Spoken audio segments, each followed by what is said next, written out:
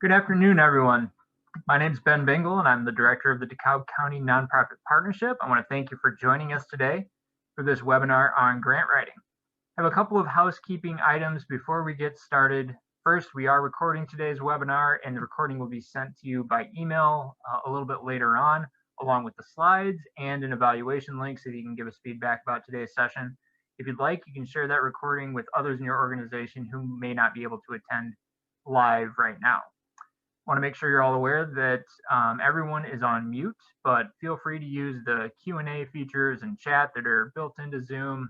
We are going to save some time at the end of today's session for some questions, and if they're relevant, we'll be asking Anna Mary to address those as she's going through today's presentation. Finally, we have about an hour's worth of content today, and then we're planning on around 15 minutes or so for questions and discussion. So again, encouraging you to share your questions via the Q&A and chat feature, and we will have some good discussion around those. So please go ahead and submit those throughout today's webinar. With that, it's my pleasure to introduce our presenters today, Anna Mary Walker and Tiffany McQueen Lewis. Both of them have a lot to share with us related to grant writing, and it just so happens that they're a lot of fun to work with as well. So we're fortunate to have them lead today's webinar for us. I want to give you a little bit of about their backgrounds. Anna Mary is a native of Louisiana. She holds a Bachelor of Fine Arts degree from Louisiana State University and a Master of Arts Management degree from Columbia College Chicago. She began her consulting business, AM/PM Solutions and Services, in 2013, which provides expertise in nonprofit administration, management, and fundraising support. Anna Mary also teaches at NIU. Tiffany is a native of Indianapolis. She holds a BA in psychology from Clark Atlanta University and a Master of Education in Guidance and Counseling from the University of Georgia. Tiffany has over 20 years of experience in nonprofit administration, serving as a nonprofit program director, development director, and also executive director. She currently serves as grants director for the DeKalb County Community Foundation, where she's responsible for the coordination and effective delivery of the Community Foundation's donor-directed grant-making and board-directed responsive grant programs. Welcome, Anna Mary and Tiffany. Thank you so much for joining us today. Thank you, Ben. That was a mouthful. I didn't realize my bio. I don't think I've read it out loud. I heard it said out loud. You put me through my paces there. Thank you so much for having us, and thank you to all of you for joining us. We are really, really excited to have you here today, and we typically incorporate grant writing strategies in our grant seekers workshop that we have annually. But we thought that this was a topic that was important enough that it needed to be its own separate workshop. And so, and the reason for that, as Ben mentioned, I've been a program director and a development director and executive director. So I've been in your shoes and spent a lot of time looking for grants and trying to figure out how to write the most strategic and persuasive grants and building relationships with funders. So there's a lot to cover, and we don't want, at the foundation, we do not want the intimidation around grant writing to prevent anyone or to serve as a barrier for anyone to feel that they can access the Community Foundation's grant programs. And so we are so lucky to have Anna Mary here today. She's going to be doing much of the talking here today, but I'm certainly here to answer any questions that are specific to the Community Foundation's grant programs, and also just any questions in general that you may have, wearing the lens of both a former nonprofit executive and a grant maker at this time. So really happy to have you here. Thank you, Alex, for speaking up. Tiffany, we're happy to see you. I wish we could see you all, but we really do encourage you to use the chat, and we can make this as interactive as possible. So again, thank you for being here. Welcome. And at this time, I'm going to turn it over to our wonderful Anna Mary. Okay, hi, thanks Tiffany, thanks Ben. Welcome everyone today. Just to kind of go over a little bit more of housekeeping, just because I always like to remind multiple times that I do in my classes at NIU, because someone inevitably misses. Just wanted to let you know that the recording today and slide deck will be sent to you after the afterwards. And so by all means, seeing as we can't really see you, if you want to use the chat to introduce yourself, just kind of say, you know, who are you? What nonprofit are you from? What do you do there? Maybe where you're in your grant writing journey. I see someone already let us know that they're applying for grants for the first time for a new nonprofit, which is great. So hopefully this will be really informative and not super overwhelming. When you learn something new, it can always be overwhelming at first. So if you have any questions throughout, submit them in the Q&A portion, and I will take some time to answer some questions kind of in the middle of the program and then again at the end. So yeah, so let's get started. The first thing that is always true for all things in life is you need to be prepared.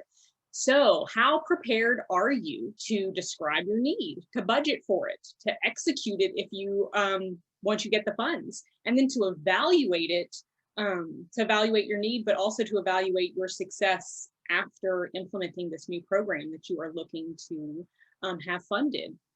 So all applications, regardless of the funding authority, are ultimately going to want you to answer these questions in some way, shape, or form. So it's definitely something that you need to start thinking about before you ever even write an application at all.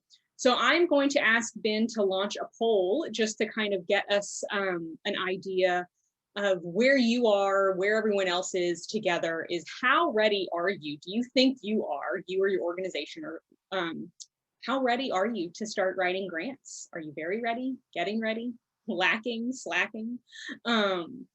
There's no judgment. It's just really a moment for you to kind of do a little bit of self-reflection and assess where you are.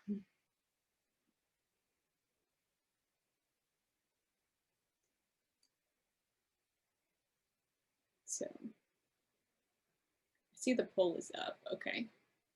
And it looks like 38% of you think you're very ready, and 44 are getting ready. So that makes sense that you would be in this presentation today as part of your getting ready process, which is great. And those of you who think that you are lacking at the moment, hopefully by the end of this, you will feel empowered to know that you are not lacking everywhere, and know what you need to sort of tackle next. So, okay, so the first thing I'm going to talk about is finding funding in general.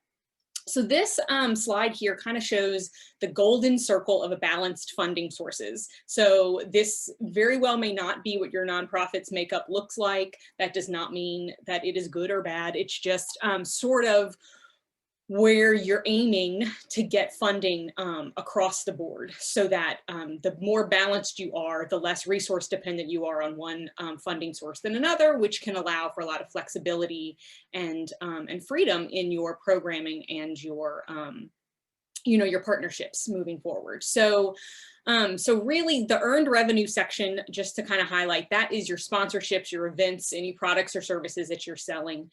Contributions are going to include your individual donors, your requests, and could be corporations, and then foundations could be part of a direct contribution or a grant, just sort of depending on the way that foundation has decided to support you or the collaboration that you have.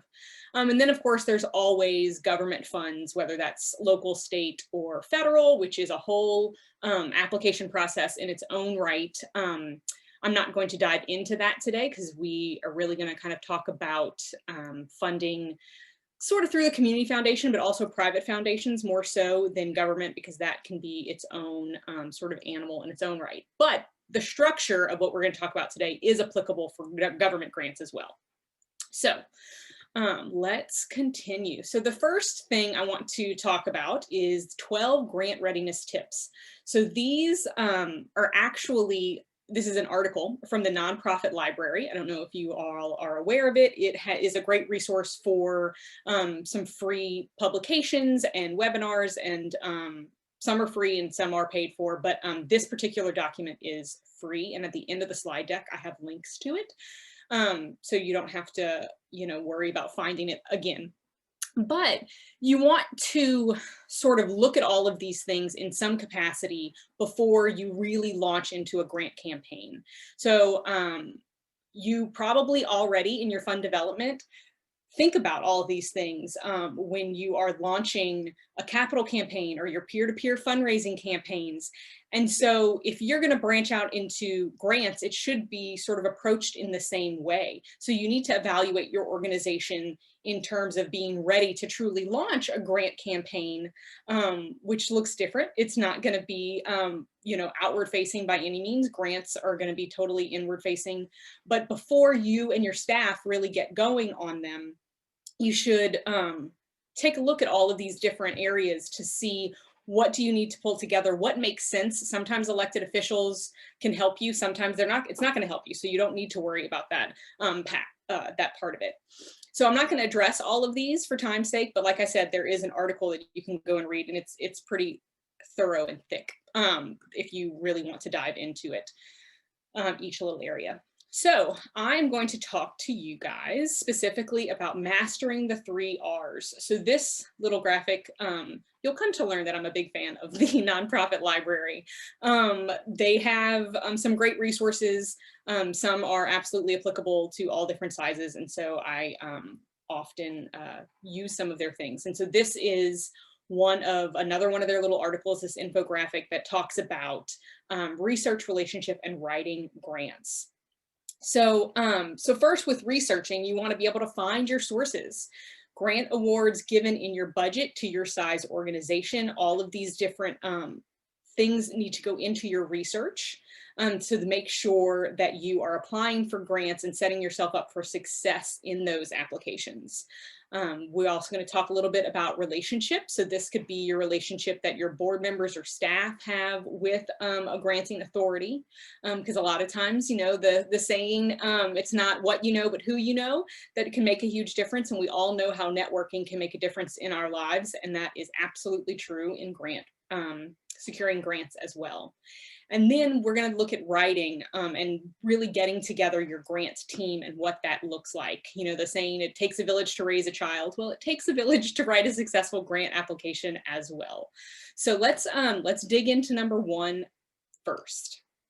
So best fit funders. So there is yet another little nonprofit article on this topic, but basically it's finding who are going to be the funders that are best aligned with you. You want to make sure that there's mission alignment with what they are trying to do with their funding in regards to what you are trying to do with your programming. Why would it make sense for this funder to provide money to you for your organization? If you know, you can look at past recipients. If they have never given to an organization in your subsector, or if they've never given to an organization of your size or your age, those are all not necessarily red flags, but questions to ask. Why? Is it because they've never had the opportunity to? Is it because that's not aligned with what they are trying to do? You want to make sure that you, like I said, are setting yourself up for success. And so a great way to, you know, find all these different options is to look at grant databases, but also you can sign up for grant newsletters. And then of course, obviously, you know, there are consultants and interns that could potentially help with this. Sometimes your local libraries will have access to databases that you can use to sort of source things and do some hunting. But so for, you know, the sake of the fact that we are with the DeKalb County Community Foundation, let's take a look at their website. Oh, look, this should look familiar to you if you are on this presentation today, and also obviously a member of probably the DCNP. And so this is the DeKalb County, Community Foundation's page. So you can see right here, this is the, they're already launching that they are looking, there are grants available for 2021 for springtime under Receive. You can get into their grant program, and we're going to kind of talk about the community needs grants more specifically. So, but you can see there's a ton of different grants here. So, so take a look to see if there are other aspects and other areas that make sense for you. So once we click into that community needs grant, you'll see right here, this match, the one that's grayed out.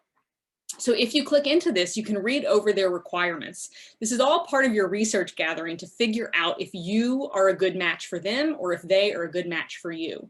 So if you click into this community needs grant, you're going to get a 3-page document that explains all of the guidelines, the terms, the expectations, examples of programs that they do not fund, such as like routine operational costs or programs that are looking for evergreen funding, meaning they are not necessarily looking to be a long-term provider and sustainer of programs. They're looking to help with like seed funding so that you can get something launched or fully completed with one go. And so you want to make sure that if you are applying to one of these grants, that you are meeting the outlined information. This is actually sometimes harder to find than they make it. They give you so much information, which is really wonderful and fantastic. I'm going to show you guys a grant application later today that's from an organization in South Louisiana, where I'm originally from, and they give very little information. And so sometimes it's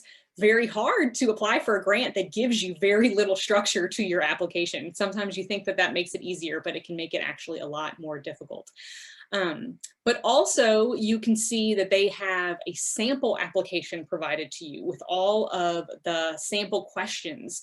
And this is great because they actually accept all of their applications through a portal, which means by having, you have to be in the portal in order to see access all of the information. But these samples give you a chance to spread it around your organization, have other people take a look at it before you really dive in to the application itself. Another thing that they have that's important for your research is down here, this note at the bottom. I don't know if you guys can actually see my mouse moving around. I think you can. But down here, there may be a need for you to submit a letter of intent and talk to them more specifically about your intentions for applying for the grant to make sure that it is best aligned. And so you want to make sure that you are looking into all of these things to see how it matches your organization, your need, what you are hoping to apply for, but also to make sure that you're not missing any requirements that they have set forth. And the reason I say that is, I can't speak for them because I'm not part of their grants decision-making committee, but I have been on grant decision-making committees more than once in the past. And all of those fine print little things, all of those requirements, those things that kind of give you a headache to be like, oh my gosh, I have to make sure that this margin is like this and that, the other. Those are all opportunities for the grant applicant, the organization who's applying for the grant, to show we are really good at making sure that everything is properly aligned. All of our boxes are checked, all of our, T's are crossed and our I's are dotted. And failure to do those things kind of raises a question of, well, how close are they, when it comes to attention to detail, how close are they paying attention to like their spending or the way they're implementing programming? When you do little things like that, especially when they're clearly outlined in an application, it raises a red flag because if you didn't pay attention in the grant application, how exactly am I going to trust you to spend this money the way you say that you will? Another reason that you want to pay close attention to this is I have been in a grant application committee meeting where we had like 100 applicants for a small number of grants. We were only giving out 5 grants and we had 100 applicants. So anyone who did not 100% meet the grant requirements laid out in the application small print was tossed, just because we had to quickly narrow it down. I am in no way saying that that's what the DCCF does. Don't think that that is true. That I cannot speak to what they do, but I have seen it done before in other places. So you always want to make sure when you're doing this research that you are getting all of the information that you can to make sure that you meet the requirements, and create a list of questions that you might have so that you can go back to the grant manager, or in this case with the DCCF, Tiffany, and say, hey, I have a question about this. What about that? And get those things sort of clarified. So also in your research, they make it so easy for you here. On their website, they literally show all of the grants that have been awarded in the past. And so you can click into this and find out what organizations are they funding? How much did they give in support for one program versus another? So you can learn if you are duplicating a past project, if you need a similar funding amount, so that you can better craft your narratives to explain why is it good or bad that they fund something that is the exact same or completely different from what they have done in the past. Now, you're not going to use those phrases, but in your argument for why you have this need, you can know already whether or not this is something that they have funded before. And so you can either bolster why it would continue that work in the community, or you can say, I know that you haven't funded something like this before, and here's why it would be a good idea to do so now. The same is true with funding amounts. If yours is a similar amount or is grossly different, explaining why. It gives you an opportunity to explain your numbers and your need based on what you already know they have given historically. So, hey, Anna Mary, I want to jump in here really quick and ask Tiffany if she might. She entered in the chat. I would echo the importance of reading and following the guidelines. I wonder if she might jump in and elaborate on that. But while she's thinking about it, we also had a question that came in, and great timing. We're on question slide now. I am trying to find how to get back to my, I lost my chat box. So by all means. Okay. So Barbara asks, can you give us some more information on the grant newsletter that you mentioned? And this was prior to the Community Foundation slides that you had a moment ago. Yeah. Okay. So yeah. So one of the things, there are lots of different grant applications, newsletters out there at grants, like .gov gives out, has a set up newsletter that you can go and sign up to get notifications about government grants that are available. There are, oh gosh, and of course I should have this sort of like listed, would have made sense, but there are a lot of, like, you can, I mean, honestly, if you just even Google sort of grant newsletter, you know, like this is super not helpful what I'm saying right now. But there are different newsletters that you can go to. There's like A to Z newsletters, grant newsletter that you can, I think it's A to Z grants.com. I should put, you know what, I'm going to put together a little list and I will send it to Ben to send out to you guys after. But there are a ton of different places that you can go to nonprofit councils. I think Charity Navigator also has newsletters that they put out that they just, it also will include other nonprofit articles and resources, but they also will allow for a section usually that has grants or RFPs that are becoming public. Yeah, and I would add to that, just as a former ED, and I think when you think about foundations, you're going to have a greater likelihood of success if it's local or supports local, you know, nonprofits. And so I would tend to go to the websites or the annual reports of like-minded, comparable mission type nonprofits to see who funded them, you know, and so look at the kinds of foundations, mainly foundations, obviously individuals, and those relationships are built more organically. But in terms of foundation support, you can look at other nonprofits that have similar mission to see who are some of their funders. And then Forefront has a really amazing research library that it obviously requires membership, but Forefront is sort of the national grant making. It's the national umbrella organization for nonprofits and grant makers. And so they do have a library and a librarian who will do research for you based on all the different criteria that you share with the particular librarian. So I think that is those are good places to start, in addition to what Anna Mary said. Yeah, and that's true actually of like Grant Foundation and Grant Station. Or the Foundation Center, excuse me, and Grant Station. They also, if you have a membership, they also will have like librarians who will help you search and really kind of funnel down who are like-minded missions or like-minded, you know, areas or amounts. And if you have your 12 grant steps, if you're really ready to sort of start this, I can't remember if it's with Grant Station or the Foundation Center. you can do like a trial, like I think a 1-month trial. And so you could go in and say, hey, I want to, you know, talk to somebody about this. And I have worked for an organization that did that. Once we didn't have the funding to support a annual membership, but I think we paid for it for like maybe even 3 months.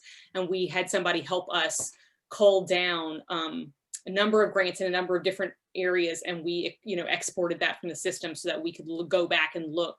It just kind of gave us a launching point, because obviously it's going to, that data is going to change. It's very fluid depending on giving cycles and years, but at least it gave us a launch point to say, here are the, you know, the foundations in our area that make sense. Here are the foundations maybe in our nonprofit sector, in our little niche, that aren't necessarily here, but we are so unique to this area. I'm not surprised there's not someone here. So let's go, you know, it's sort of, moving around and figuring all that stuff out. They all sort of offered that for membership. So maybe it makes sense to do one of the free trials, or to do a short-term membership to gain access to that. But like I said, sometimes some libraries will allow you, like they have access. And so, or like I'm a member of an organization that part of my membership gets me access to GrantStation, which is really nice. So anyway. So, one point that has just come across the chat, Tiffany, who is representing a newer nonprofit and mentioned earlier, she's just kind of getting started, asked, would you recommend a grant writer for the first grant, just so we can get an idea of how a grant is structured? That is an excellent question. And like all answers, it depends on who you hire. So it kind of depends on where your funding allows. Do you have funds to hire a grant writer? And a lot of times grant writers have different structures for the way that they may price their ability to write grants. It also, you have to evaluate how much is the grant that you're applying for. I mean, if you're applying for a $2,000 grant, it might not make the most sense to hire someone for that. It just sort of depends on how well you know them too, because you can rent for hire, you know, grant writers online. There is a newsletter that I'll send to you. It's grantwatch.com, and you can actually go in and say, hey, we're looking to hire someone to help us with this particular grant, and you can have multiple grant writers sort of apply to do that for you, but they're not necessarily in your backyard. They could be far away, and they don't necessarily have your institutional knowledge or even the knowledge of the area. So they may not be the best setup for you.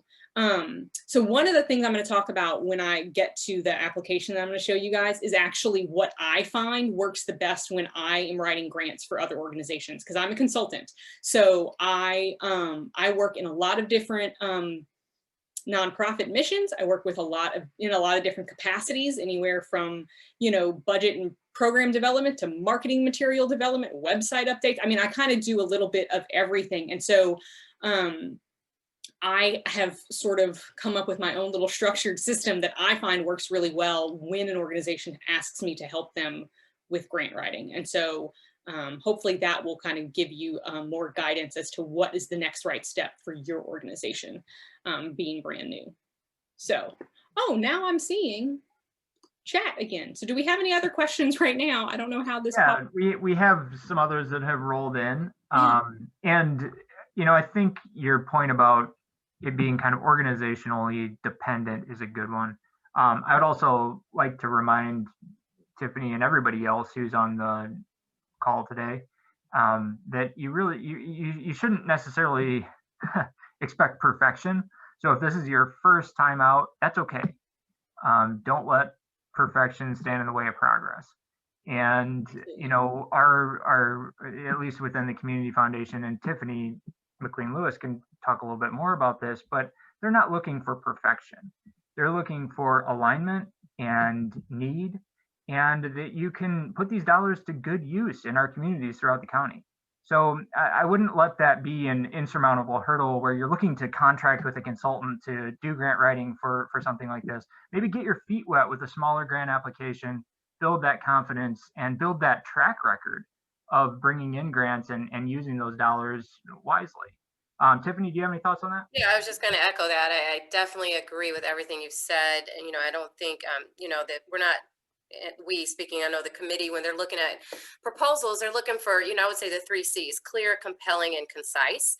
And that's why I emphasize the importance of looking at our grant guidelines, because we do talk about what are we prioritizing as we're looking at the grant application. So just demonstration of need is really important. If when it makes sense that you're collaborating with other nonprofits, that you are investing in yourself and taking advantage of DCMP and other resources, so that we have confidence that even if you're new, that you are putting in the right sort of work, if you will, to demonstrate resilience and sustainability. And so I think you personally, the thing that could be helpful, and I've been new to grant writing and felt intimidated by it. So I totally understand anyone that's new to this, you feel overwhelmed by it. But I agree with Ben.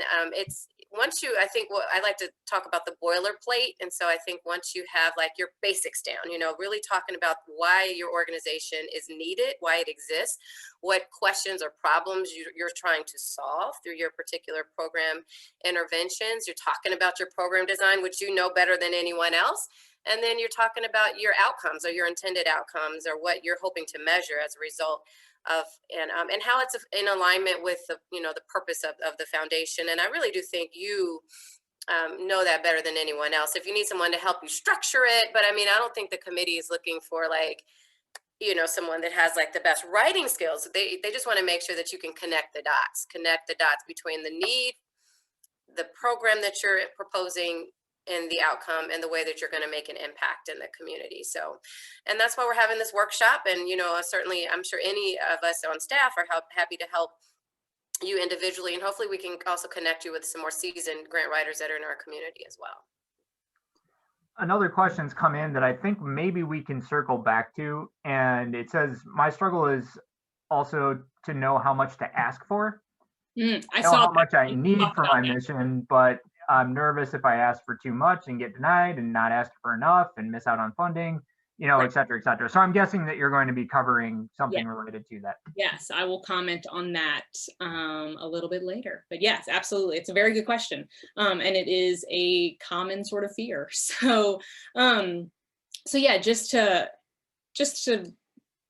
well, I'm going to move into the mastering the 3 R's. We talked about research, and honestly, it comes down to this relationship. So relationship is huge when you do any sort of funding cultivation. So whether that is working with, trying to find donors, or trying to move donors between tiers, whether it's, brand new donors, or you're trying to, maybe you've had a long-term donor, you're trying to move up to a top tier donor. All of these things circle back to the relationship. What are you guys doing together? And the same is true for grant writing. So you want to see who's already, who can you talk to about this organization? Who can you talk to about, when I say the organization, I mean the funding organization. Who can you talk to that may have a connection there, who maybe knows just who the right people to talk to see if you can get information and advice on your application. And going back to that ground zero of launching from internally. Like, grants are going to be internal to you and your organization, and only you and your organization is really going to know everything about it. But that doesn't mean that you can't form a relationship with grant funders that are going to fund you now or potentially fund you later, because that's the thing. I mean, you can write a great grant and a funding organization may love it, but for whatever reason, it's not the right time for them to fund with you. In the same way that you look at a donor that no usually just means not yet or not right now. Sometimes no does mean no, but a lot of times, you put out these feelers and you start making efforts on fundraising with donors, and they don't always return the investment that you've put into trying to cultivate a new donor. The same is going to be true in grant writing. So the more times you ask, the more times you apply, the more opportunities you have to succeed and get a yes. And so having a relationship on the front end really helps to make sure that all of your ducks are in a row when you do apply, but also having a relationship on the back end if you do or do not get the grant, so that you can go and say, hey, what can we do to potentially shore up our application for next time? Or does it make sense for us to apply again in the future? Having that relationship on the front and the back end of your grant application is going to serve you well. So let's dig into this a little bit more. And like I have said once, and I'll say it again, DCCF makes it so easy for people to make a relationship with them when it comes to grants. Tiffany McQueen Lewis, her information is on the website. It is very easily found. She is here with you today, with all of us, to answer questions. So if an organization has someone who is literally, I mean, she's the grants director. They don't always title people that way. They don't always make it that easy to know who's in charge of grants, who's really pulling the stuff together. But organizations are there, granting organizations are there to provide funds to you. That's why they have the grant application. They want to provide funds to someone. So they're welcoming some sort of contact. Now they may say something like, you know, do not contact with one question or another, but that's not to say that you can't somehow make some sort of connection just to say, you know, hey, I would love to know who I could talk to about this, or I'm interested in doing this.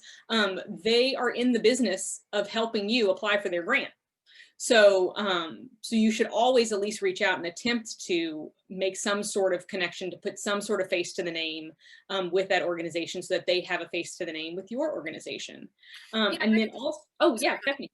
Oh, I was just going to jump in really quickly on that. And I really do agree with that. I remember being a little nervous to reach out to funders, and looking back, I'm like, why was I? But there, and we don't want to feel, and don't want you to feel, that there is this power differential. And I think that is sometimes creates a barrier between those seeking funds and those that are, you know, sort of distributing the funds. And so we do encourage that. But I will say, when you do reach out, you know, I would encourage you to not reach out and ask questions. Of course, we're here to answer any questions. But again, the guidelines do lay out so much of probably some of the questions that you have. So really, you know, use the reaching out as an opportunity to build rapport, particularly if you're new and you've never received funding before, getting, you know, allowing them to get to know you, you getting to know them, telling a little bit about your background, you know, the mission and why you started this organization, or why you're connected to the organization. But also, you know, we do get a lot of people ask, I just got a couple emails today just wanting to run ideas by me and by Mark. You know, we're thinking about asking for this particular project. Do you think that's in, you know, sort of the right scope of project? Do you think that's the right amount of funding? Would you recommend that we ask for less or more? To Tiffany's question earlier, and certainly I know Anna will discuss like how you come up with the project budget, but I think the questions and the relationship building, and also like you talk about before and after, but like the during process is really important as well. And that's really where that donor stewardship comes in, where you're keeping us updated on the progress of your particular project, or if you know, have some sort of story or anecdote to share about impact. I think that's also a great way to build that relationship with the funder. Yes. Yeah. So again, when you're doing your research, just to touch on what Tiffany mentioned about how the application, the guidelines are there, DCCF has done that for you. They've made it very easy for you to get those answers to those questions really well in one very, you know, nice, succinct area. Not all funding authorities do that. And so I have seen organizations that have, you know, you'll go to download their grant application, and the subject to the grant, to the download, when you actually download it, will say grant application 2017.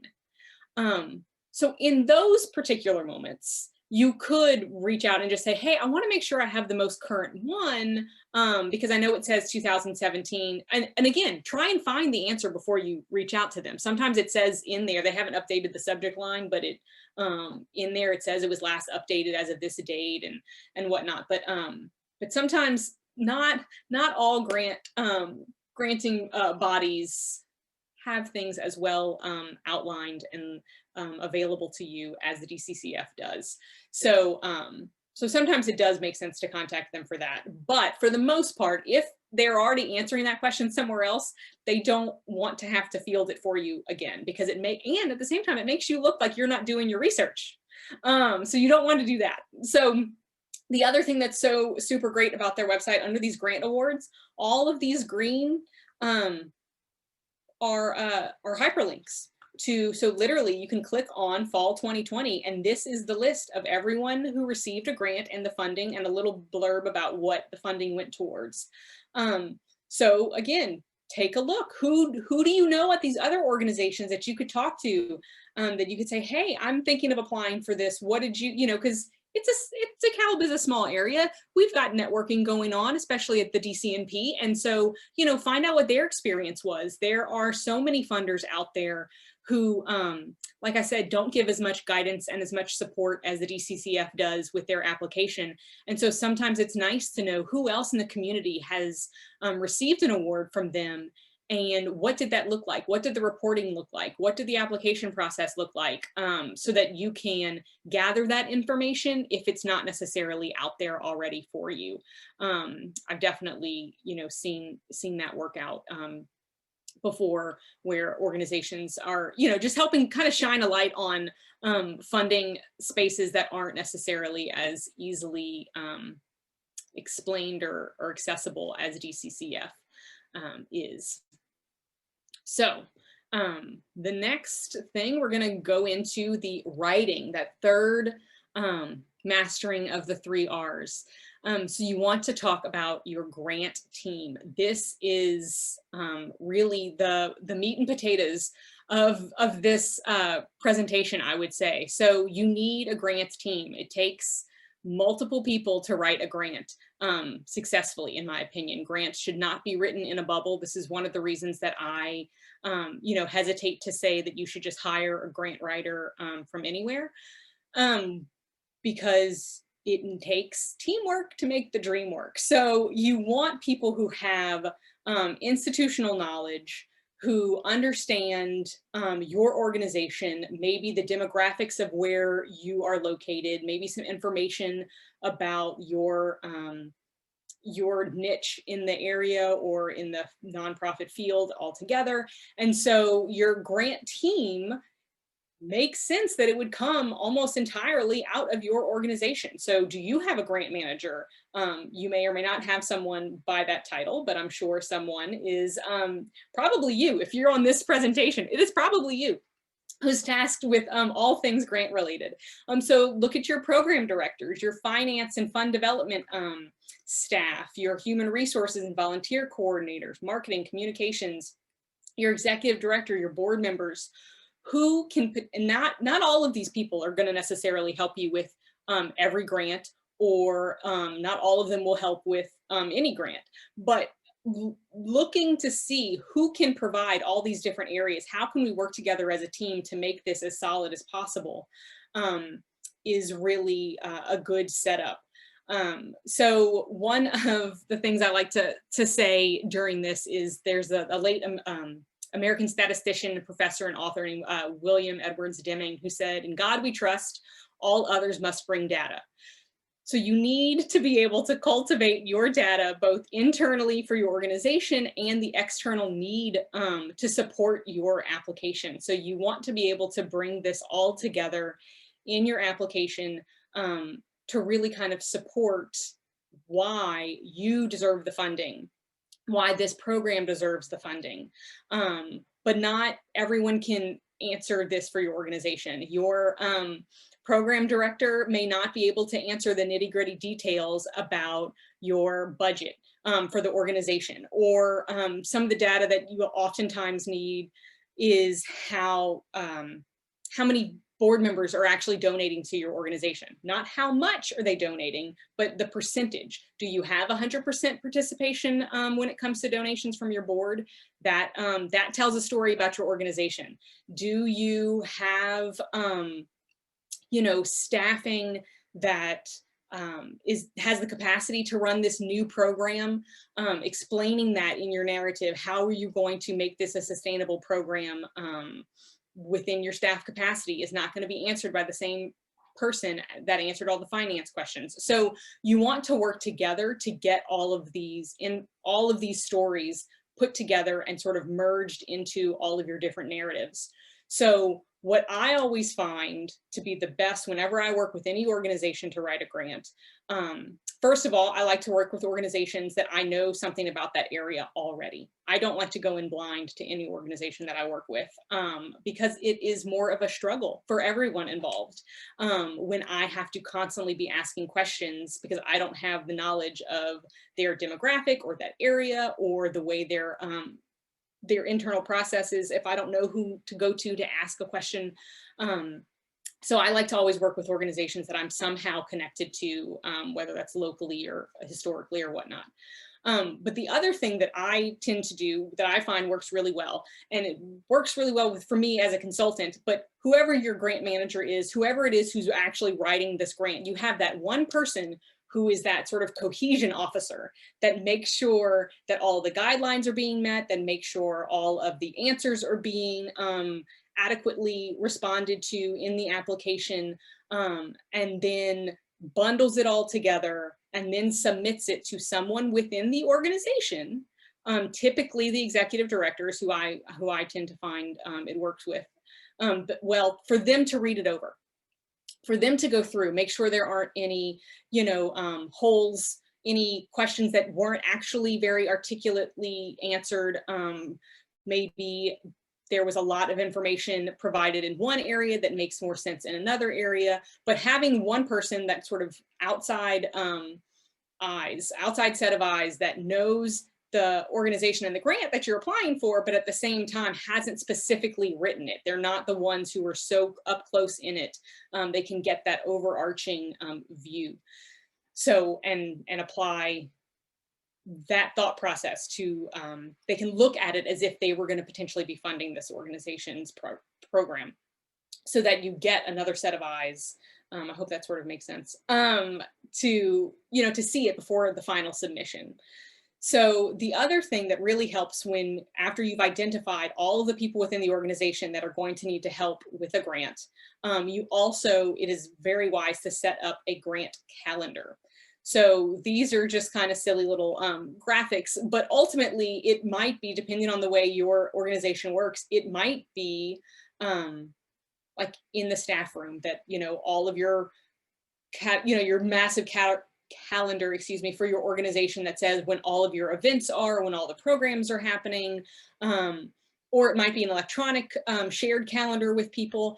But I highly encourage you to put all of your grant items on there as well. So important dates for when the application opens, when the application closes, when there would be, once you've been awarded a grant, when the reporting is going to be due, so that everyone who needs to be working on the grant knows this. And at the same time, you can even go in and plug in, okay, if it's due on the 30th, we need to have the final draft completed on the 28th. So we need to have all of these pieces of the puzzle plugged in, and then everyone can be on the same page. You can also really determine when does it make sense to apply for multiple grants. Some granting authorities meet multiple times a year and grant out multiple times a year. So maybe it doesn't make sense for you to do all of your grants in the spring. Let's save some for later so that you, based on your staff capacity, or also to kind of create a different flow of funding. Also, maybe you have some fundraising events that are huge and are going to take a lot of people's focus. So you don't want to be working on the $100,000 grant when everyone else is focusing on the annual gala. Obviously, the annual gala is not something anyone's focusing on right now because of COVID, but you get what I'm saying. You want to make sure that you can have this checklist and delegation list that fits within the organization's capacity across all fields of the organization, because all of you should be working together to complete a grant. So, also, side note, just fun fact, you should also have some space that stores all of your login information, all of your grant applications, all of the reporting, all of that needs to live somewhere that everyone knows where it is, and everyone should sort of have the information. Maybe not everyone, but multiple people should have that login information on the off chance that something goes awry and someone maybe is sick and they can't be there at work when an application or a deadline needs to be met, so that other people can sort of step up and do that. So that's another thing that you should definitely work together as a team to keep all of those things bundled with your grants as a whole. So before I actually launch into showing you a grant application and talking through that more specifically, I want to ask the question, the poll question again, of how ready are you? Do you think, do you know your organization's grant team? Do you know who you would go to ask for? Do you have any idea where you would start with your research? Do you already have a grant in mind? Again, this is sort of a rhetorical self-reflection kind of question, that now that we've kind of gone through these different areas of building a relationship and actually writing the grant, do you feel, like you have a lot that you still need to do, or potentially that you're more ready than you thought?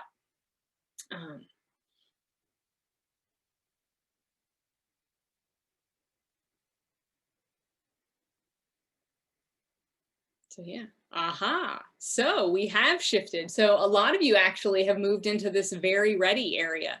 So obviously I don't know how the other numbers have shifted.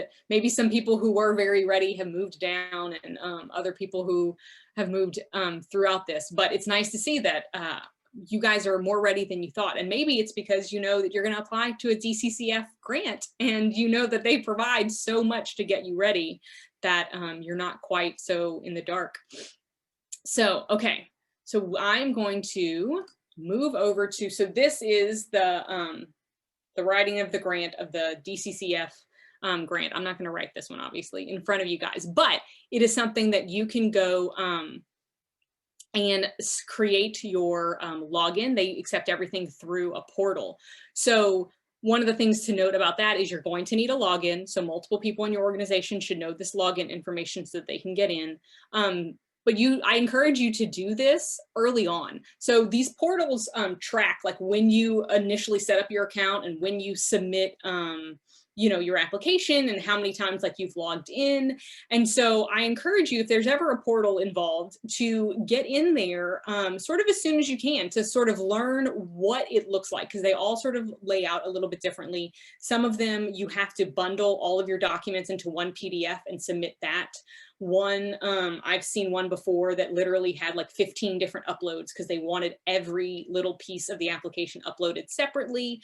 That's going to be part of your research once you've decided this is an application that I need to fill out for our organization. So you're going to want to go in there, find out what you really need. And sometimes budget documents are required by the organization. I personally love it when an organization provides a budget template because it will help you when it comes to crafting the numbers for them. Not only for that, but it also helps them one of the reasons that they do this is because it helps them compare sort of like apples to apples when they are looking at budgets across applications that all look the same. They have the same layout. They know exactly where to go for this number versus that number. And so I know the DCCF has one, so make sure that you look it up. So anyway, so you want to, set up your portal, see who needs to be able to gain access to it. I believe that their portal function allows for collaboration. Not all of them do. I work with an organization that does this one grant every year through a portal, and the portal does not allow for multiple logins, and it doesn't allow for the save and walk away feature as well. So in those moments, what I usually do is we will go in and we will pull all the questions and put them into a Word document. However, DCCF has the sample application questions basically already kind of does that for you. So, but I pull them all into a Word document. And so now I'm going to kind of go into this more specific application that I have worked on multiple times with an organization from it's a South Louisiana foundation, so none of you can apply for it. But this slide is a short version of what the application is. And by short, I mean, I just crammed it all into one slide, but this is literally the application. This is it. This is all they give you. So I'm going to actually pull it up and show you guys how I worked through it with the organization before we submitted it. And so this is also an organization who you needed to turn it in electronically and by hard copy.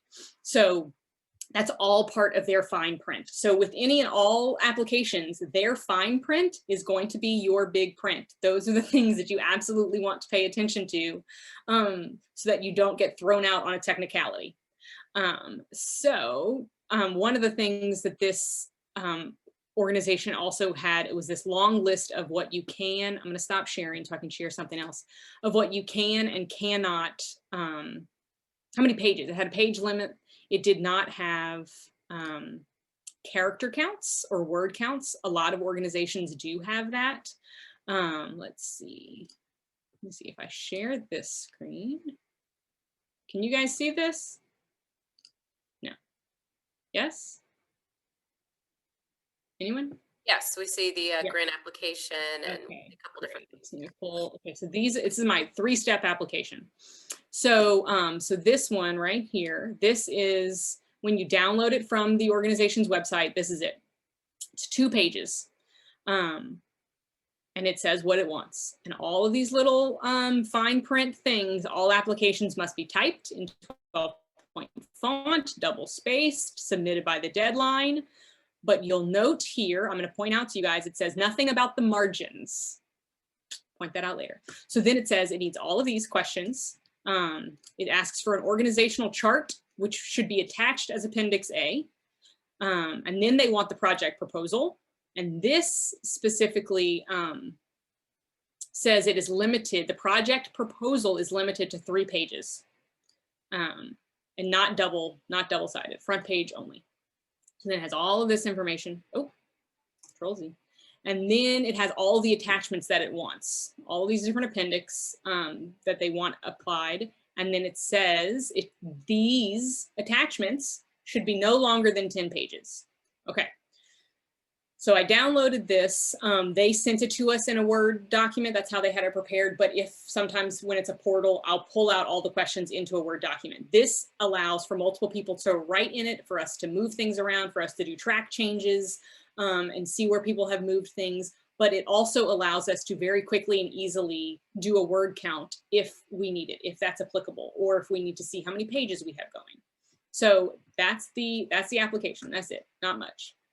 So then once I have pulled it in there, I go through and whoever is the one who's being the cohesive gatherer of information and putting it together should go through and fill out everything. So I would fill out all the things that I know. And because I've worked with this organization many times over, / it's on their website, a lot of this information I knew off the top of my head.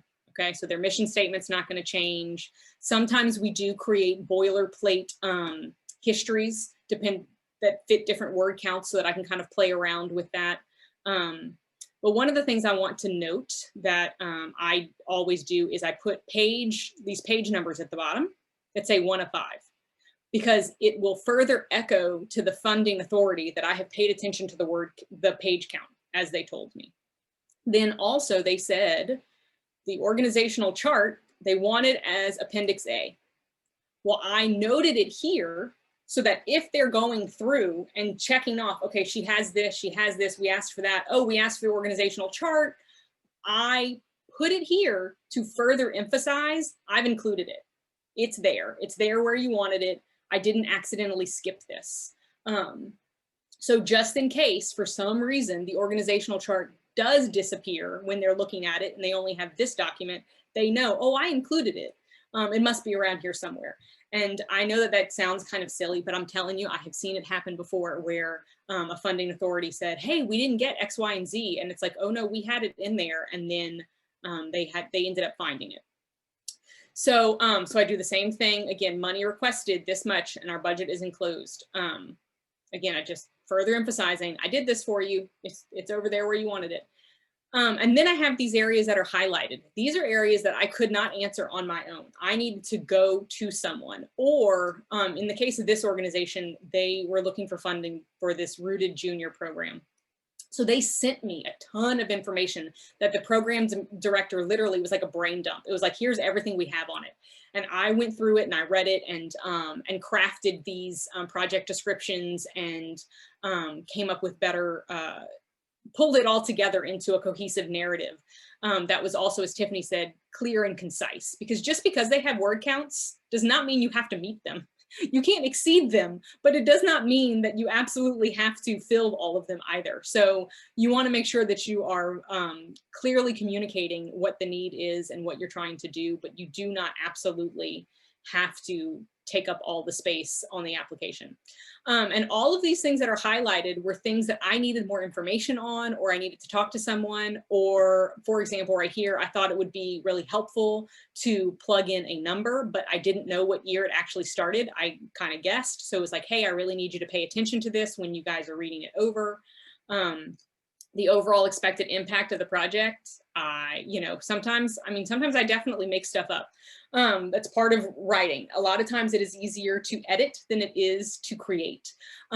So this sentence in particular, I just kind of made this information up. So I was like, hey, pay attention, make sure that I am understanding the project right and communicating it appropriately. And then all the things that we still needed. So once I had all this, we went back and forth a few times with people at the organization, with the executive director. Then I put it all together in a PDF to submit. Here, watch, let me see if I can get this to show you the thumbnails on the side. So it had every page that was needed. And I put a cover page on it, space for the executive director to sign, noted every single enclosure. And I noted, because they kept saying they had page constraints, I noted all the page constraints so that they knew that I knew that they were in there. And then I filled it all out. So you'll see, I mentioned the comment about they didn't have margins, comments about margins. So in order to get the appendix pages to the right count, I had to completely recreate all of their internal forms and explanations so that it would fit in less pages. So I totally tightened up all the margins because that fit within their allotments. So then here is the organization's budget. I personally hate the way they budget. They put it in here. There was no budget requirement from the application, so they just pulled out the way they do their budgeting and they put it in here. It's not to say it isn't a good budget for them. I just don't like it for this application. So for the DCCF, they have a specific one they want you to fill out. And so what I always say to every organization ever is, when it comes to a program, you need to know what your annual budget is, what your programming budget is, and what your administrative rate is, because it absolutely takes administrative costs to run every program. And when it comes to when you actually put the budget together, I personally think with the DCCF, obviously you have to look at the way that they're asking for that budget in particular to be laid out. But what I prefer to do, if there's not any requirement, is to actually lay out what you need and what it all costs at the same time. Let me get back to my PowerPoint. So that you can explain to them, hey, I'm asking, this program costs $10,000 to run. We're looking for you to support 5,000 of it.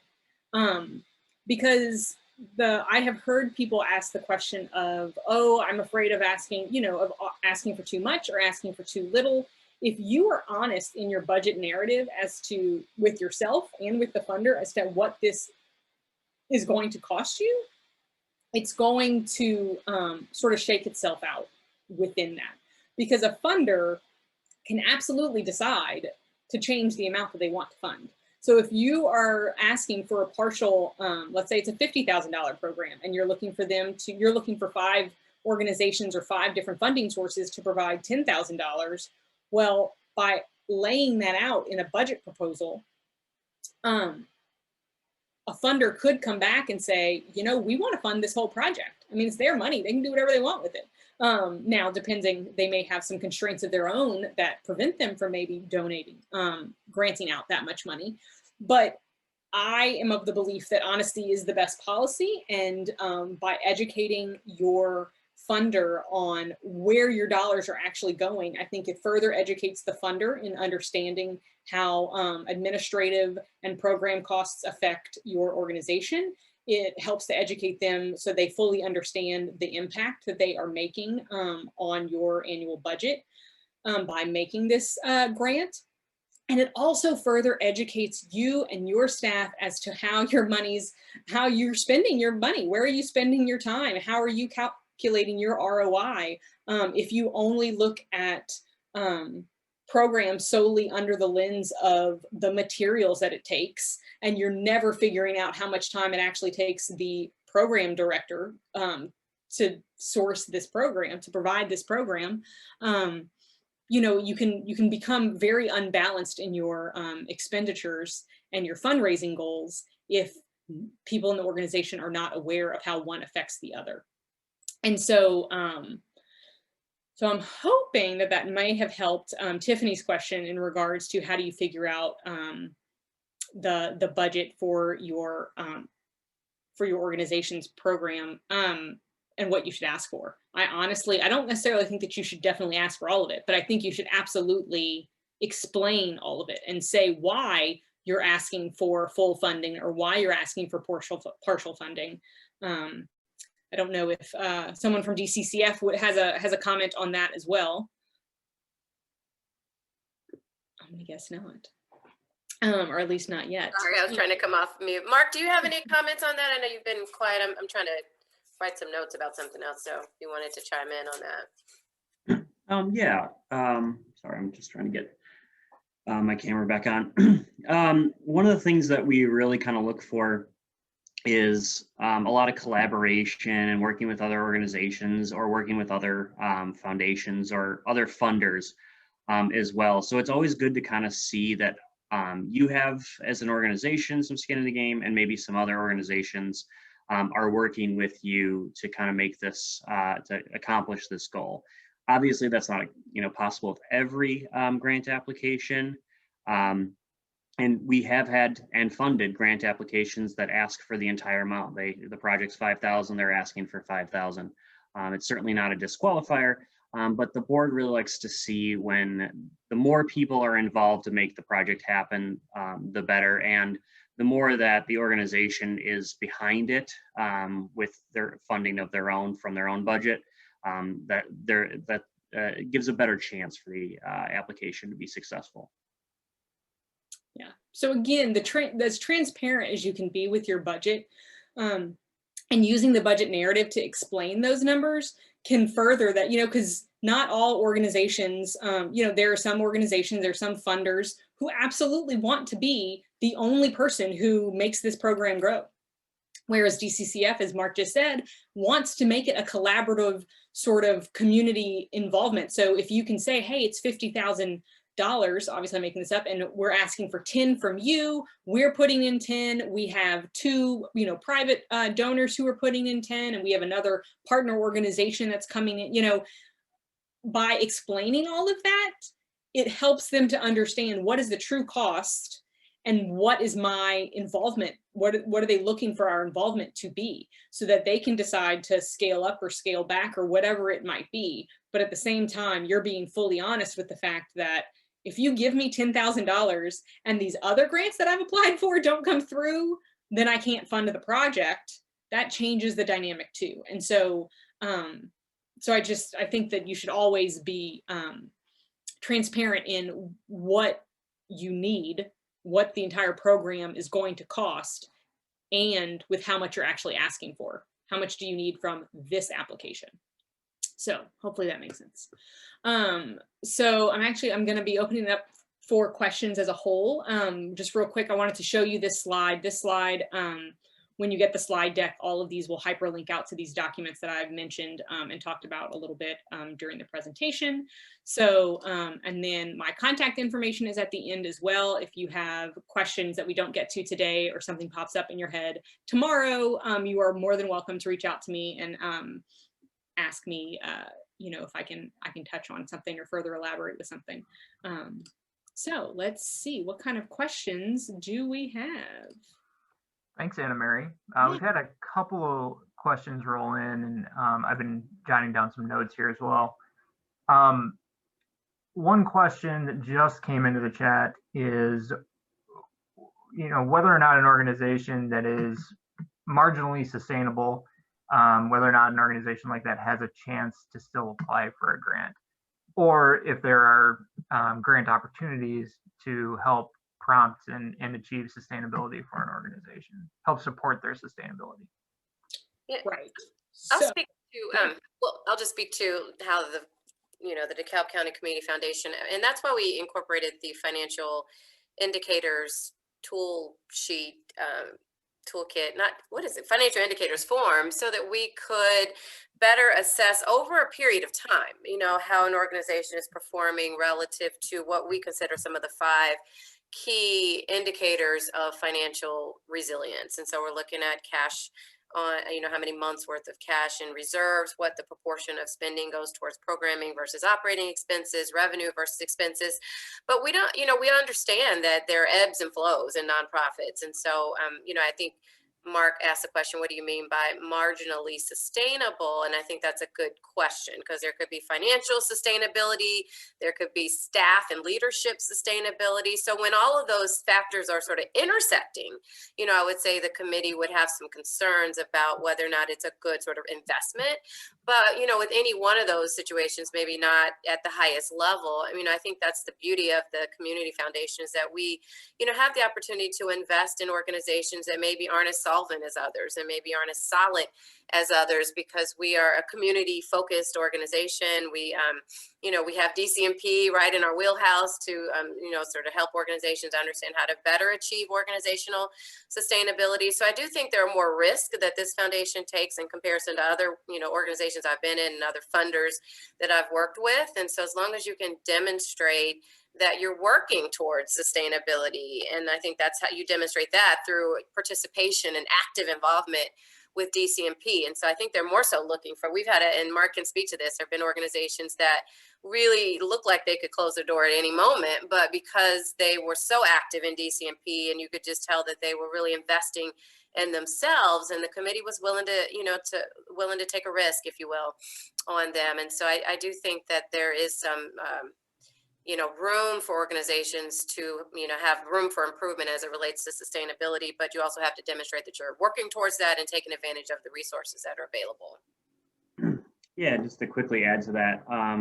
So our board sometimes gets really excited about a smaller organization and their project. It might not be a great amount of money, but they get excited that this will make such an impact. And so you can get a lot of board support for that, for your grant, based on those things. And like Tiffany said, kind of one of the advantages of a community foundation like ours is you get more of a personal touch. We're not going to just look at your application, see that there's one grammar error, throw it in the garbage, or, you know, something like that.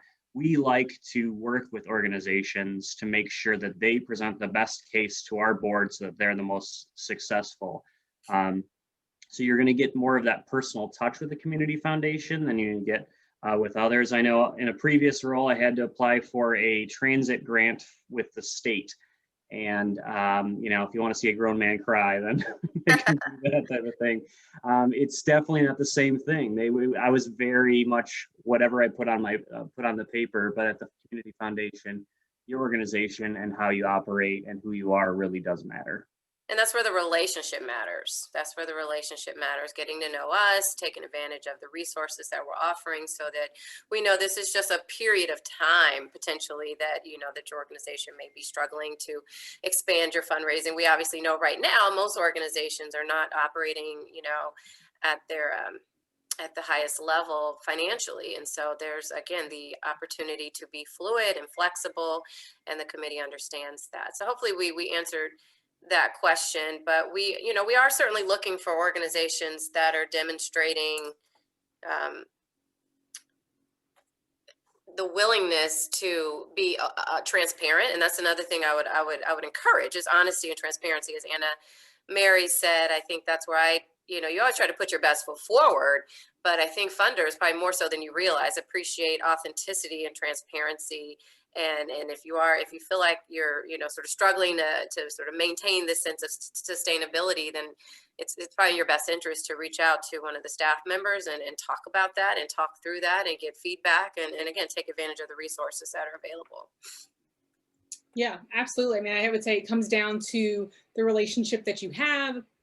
And again, that's the, the before, during, and after grants, because things can sometimes shift depending on what's going on. I mean, COVID-19 has definitely taught all of us that everyone had to pivot last year and come up with either new ways to do the same stuff, or completely had to abandon their programming because it was not in any way feasible. And so how do you meet your mission requirements when your programs have had to cease, but you still need funding? And, I've seen all of this happen. And when it comes to, I've even seen before where I was implementing a grant for an organization, and that once we actually got into the field to implement this grant, we realized we can't meet the mission of the grant because we learned something about this demographic that actually is impeding what we're trying to do here.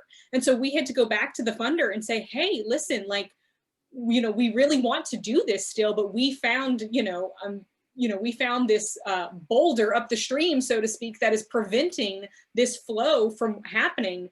Can we pivot and try and fix this boulder before we fix what we were working on? My little stream metaphor, but so by having that open relationship with your funding authority before, during, and after does not mean that your sustainability outweighs everything if you can communicate what's going on. Aside from the fact that, communicating it also shows a self-awareness of the organization that makes you a bit more trusting in the leadership of the organization when they say, hey, we know that this is a problem right now. Kind of as they were saying, we're working to fix this. We're trying to adjust to this. It does not mean that you are not someone who should be invested in. And I could even, I would even argue that you are more so an organization that should be invested in, because you're truly assessing your performance and what your capacity is and trying to do the next right thing to move everything forward and to make an impact. So, I would not, don't say no for a grant authority and just not even apply. I would definitely encourage you to apply. And then again, it goes back to figuring out what your administrative overhead is. There are not a lot of grants out there who will 100% say, yes, I'm here to support overhead. But you should be figuring out some sort of your portion of your overhead in your program expenses, because without your overhead, your organization does not exist.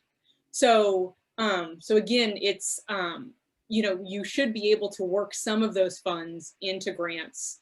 And there are grants out there that can help with outright, but they are harder to find and harder to secure.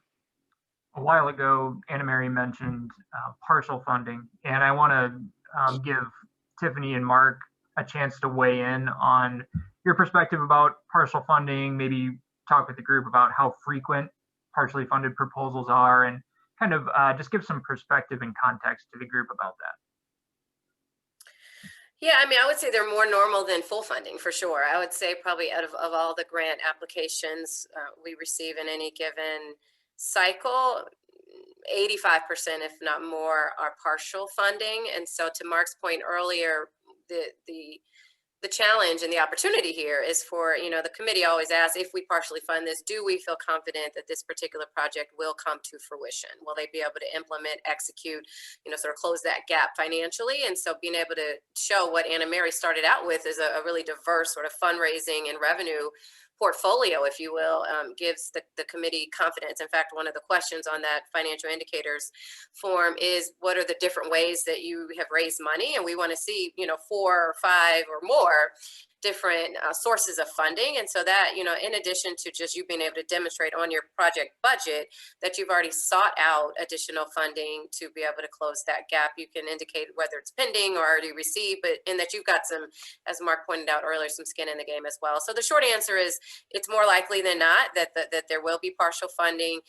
The way that sort of the committee mitigates that and, sort of reconciles that and feels confident in making that partial investment is that you are able to demonstrate a history of having diverse, fundraising sources, and also that you've already, shown with this particular project or proposal that you've got other sources of funding that you're seeking out, and hopefully that you've already secured, but at least that you're seeking out. And one of those sources should be, if possible, your own operating budget or expenses, or, in-kind donations, or ways that you've been able to sort of put some skin in the game yourself. Yeah, and I'll just quickly add on to that. We found the organizations that serve DeKalb County have put together some really great grant applications, and it makes our job extremely difficult. I think it was last year, the year before, we had 5.5 times more money requested than we had to give out. So our board is making incredibly difficult decisions. When they do partially fund, it's because they believe in the project that much. And if you could, be a fly on the wall in those allocation meetings, you'd see that, they struggle with funding it partially because they want to fund these fully. But we also want to be equitable, and we also want to be able to spread out the dollars and make the most difference in the community. So when it is partially funded, a lot of times they wish they could fully fund it, but, the funds aren't available there. And one piece of advice is, if you could break down your budget in a way that makes it easier for them to partially fund. We had an organization that was asking for a washer and a dryer, and so the committee was able to fund one of those items. And so, I mean, when it's a little bit more of a random amount, the committee still obviously gets behind that, but it makes it easier for the committee if you can really sort of disaggregate the expenses that you're asking for. So the committee, instead of 5, laptops, that they can invest in 2. We had an organization that was looking for equipment to support all of the equipment to go towards skateboarding. And so there were several it was sort of a per person cost, if you will. And so the committee decided to fund, 2 of the students versus 5. So I think to the extent that you can break down the funding to make the committee feel a little bit better about the partial funding, where they can be a little bit more specific and intentional about what they're funding and what it goes towards, I think that helps. Do any of you have any kind of final parting thoughts on this before we wrap up? One thing I would say, and I think it's been talked about a little bit here already, the best grant applications that we've seen have been ones that tell a story. We know that data and analysis isn't always available for these things, but using the data that you have and using the personal touch stories that you experience, those are important for us to set context. We had an organization apply that the committee was on the fence about. We weren't really sure, and then one of our board members said they had a personal experience with this organization, and it changed the trajectory of their lives. So that kind of went, oh my gosh, that was an inspiring story. So if you can kind of tell the story of what impact this grant that you apply for is going to make in the community to enhance the quality of life in DeKalb County, that's our mission, and that's what we want to do. So if you can explain how that project, even if it's a washer and dryer, how does that impact and how does that enhance the quality of life for residents of DeKalb County, I think it goes a long way in having a successful application. Yeah, I would echo that. I think when you think about persuasive applications, it's a little bit of art and science, a little bit of head and heart. And so I think you need to figure out how to strike that right balance. An application that really stood out to me recently was to support curriculum to really expand, mental health services to younger children. And it's one thing to say we want to be able to expand our services to younger children. It's another thing to provide some evidence to support that and why that's important right now. So they, gave some sort of national evidence that of individuals that are below the poverty line, 32% of them, or more than 1 in 5 kids that are below the federal poverty line, deal with mental illness and behavioral illness and emotional illness. And so they sort of framed it around this national data about what kids that live below the federal poverty line, what some of the risk factors they deal with. And then they sort of supplemented that with some local data, based on a landscape analysis of what are the most current issues affecting, residents of DeKalb County, and the top 3 health priorities. One of those was mental health for children. And so that was a great segue into, oh, by the way, we'd like to purchase some new curriculum to be able to service, children between the ages of 3 and 7. And so it really told, to Mark's point, a great story. So I think the application, the whole thing, we try not to ask questions that don't matter to the committee and don't help the committee make informed decisions. But I would say that the evidence of need is a really important one to really write a very persuasive application. And whether it's data, whether it's some anecdotes or stories that pull at the heartstrings that Mark talked about, I think you really want to take advantage of that particular question to frame the why you're asking for this funding. And then the qualification piece, we want to have confidence in your leadership and your staff that you have the capacity to deliver on this particular project. And then third would be just the project description. Anna talked about it earlier. It's not about filling the space, but it's about telling your story in a compelling and concise and clear way. It's about what are you going to do? When are you going to do it? Who's going to benefit from it? And we've already talked about the why. So, the fluff is not what the committee's looking for. They want the meat. They want to know what you're going to do, how you're going to do it, and then ultimately, what is the impact that it's going to have on the residents? And so, I'm not trying to boil it down. That it's simple, because it's not. That's why we're having this workshop. It's intimidating. It's overwhelming for people, but I think it's simpler than we think it is. And so, you're closest to your mission as anyone is. And so it's just really about telling your story. And if you want feedback from the staff of the Community Foundation, we're happy to, and that's an opportunity to reach out and say, do you mind just taking a quick look at this? Or if I run this by you, I know Mark and I have offered ourselves to be a sounding board, particularly for those of you that are newer to grant writing. We don't want that to be a barrier for you, but we want to encourage you to, as Ben said earlier, even if you need to start with a smaller grant just to get your feet wet, to get your foot in the door, start to build that relationship with the foundation. But we certainly do want to encourage you to move forward with writing a grant. Okay. Well, thank you, Mark and Tiffany, and also thank you, Anna Mary. Really appreciate you sharing your time with us today. As we mentioned earlier, we'll be sending an evaluation so you can give us your thoughts about this workshop. We'll also send the slides and the recording as well. As always, we encourage you to visit dcmp.org and follow us on Facebook for all of our upcoming trainings and opportunities. You can sign up for our newsletter there as well if you're not receiving that already. We have a lot coming up as our focus starts to shift towards Give DeKalb County. I know most of you here with us today are participating in that.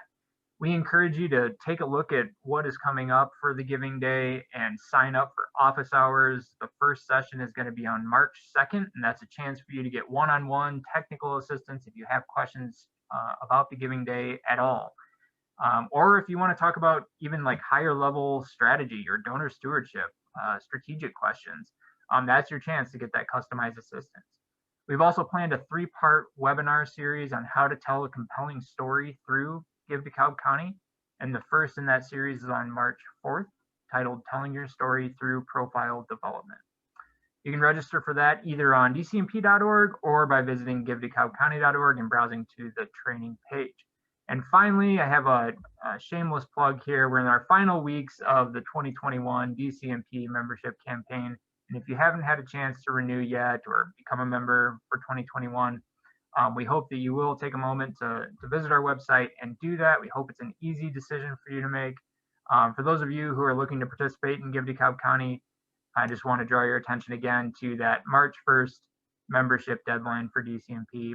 And of course, if you have any questions at all about our membership or DCMP more broadly, you can feel free to contact me directly.